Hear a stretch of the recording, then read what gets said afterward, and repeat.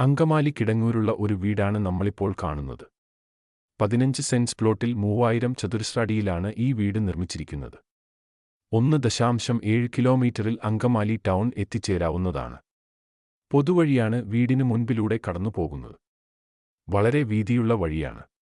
4-5 കാറുകൾ അനായാസം പാർക്ക് ചെയ്യാവുന്ന മുറ്റമാണ്. മുറ്റം ഇന്റർലോക്ക് ചെയ്ത് അതിമനോഹരമാക്കിയിരിക്കുന്നു. അടിസ്ഥാന സൗകര്യങ്ങളെല്ലാം 1/2 കിലോമീറ്ററിൽ ലഭിക്കുന്നു. ധാരാളം വീടുകളുള്ള ജനവാസ മേഖലയാണ്.